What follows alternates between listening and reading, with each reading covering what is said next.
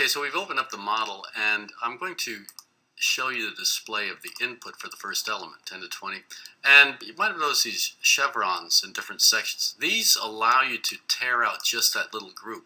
I'm going to double click on this chevron here, and it opens up a separate window of just that little bit. Then I can close this one out, and now I can show you just the auxiliary data window, and it's currently set to the restraint field. So there's my restraint, there's my anchor at 10, and the plus Y support at node 20. And I'm going to type in my coefficient of friction of 0.3. There, now we have friction at that node. I'm going to click on this element here, and it shows me the restraints at node 40. There's my plus Y, and there's my guide. Now, I'm going to go back to the configuration file to show you what happens when I set that coefficient of friction in the configuration file. Here's my configuration file here. It's at several points in the program where you can access it, but click on that. And here we are under computational control, coefficient of friction. Right now it's set to 0. I'm going to make it 0.3. Now, there it says 0.3. I'm going to save that. You notice here it did not put the 0.3s in my model. I'm going to put my 0.3 in here. I still have to do it by hand. But if I would put another restraint in my model right here, node 40, a Z restraint now,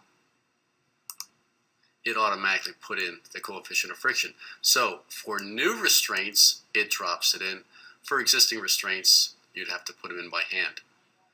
Let me get rid of this restraint now because we don't want it. So now I've got my 2 friction supports in there.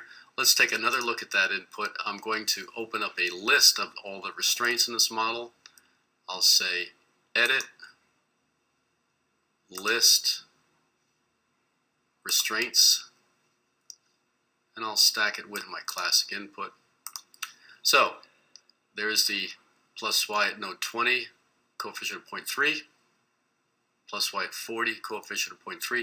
There is no friction defined for my guide. So I'm not going to run this model. Click the running man. Same load cases we had before, operating, installed, expansion range. And now my output processor. Once again, I'm going to take a look at the operating and installed analyses and take a look at restraint summary extended. This is the same report we looked at earlier. Again, I like this report because it shows not only my loads in terms of forces and moments, but also deflections at these nodes. Now, so I can fit it all on the screen for us, I'm going to reduce a little in size.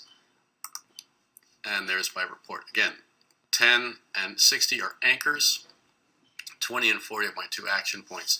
Now, at node 20, I have a plus Y restraint. These are similar to the loads I had before, about 2,000 newtons.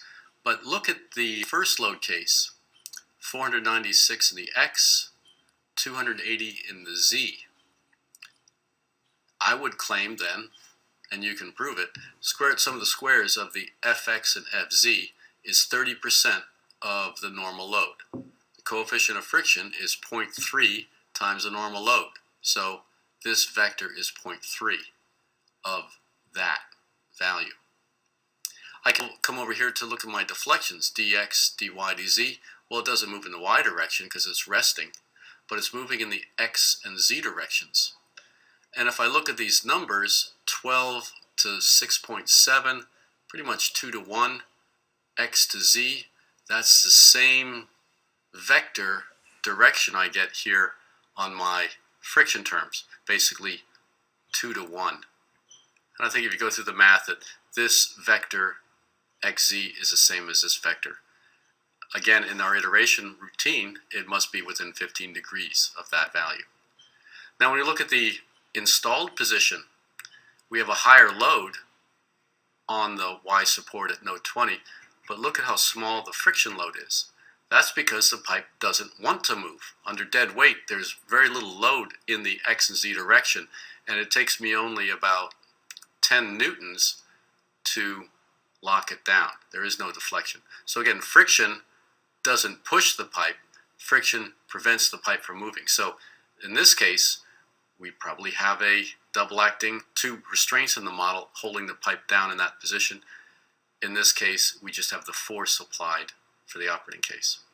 Looking at node 40, this gets a little more complicated because both the Y restraint and the guide are blended together in here. It's difficult to unscramble these numbers. Let's look at this one. Here's the Y direction. In the operating position, there is no load. So I got to say that that is my gap that's closed. And there's my 10 millimeters deflection. Yes, the gap is closed. I did not have friction on my guide, so we're not going to see any friction load as this wants to slide around. So I have zeros in the other directions.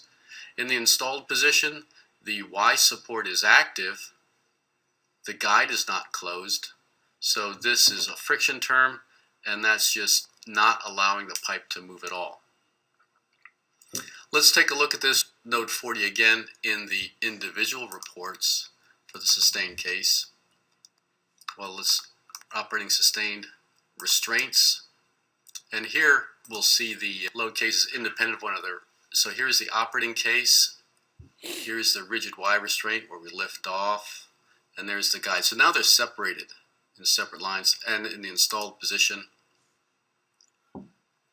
yes, we can see that all the load we get in the X and Z directions in the installed case are associated with the friction term, and the guide is not doing anything at all in that model. Now, that's with friction in both these models. I said we could also run a single job, friction on and off. Let's take care of that now. I'm going to go back to the main menu of Caesar 2, and you do this when you set up your load cases. Now, we already went through the input. There's no reason for me to go into the input to hit the load cases, but here they are here. Let's look at the static analysis of that job nonlinear.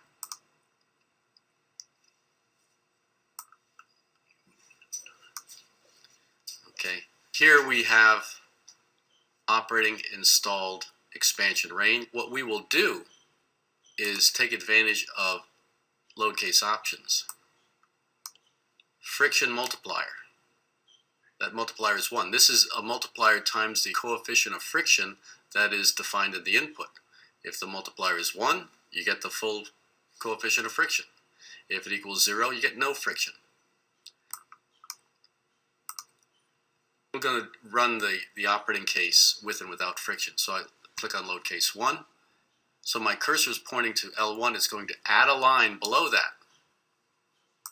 So now load case 2 will become 3, and 3 will become 4. And now it says, would you like to renumber the load combinations? I'm going to say yes.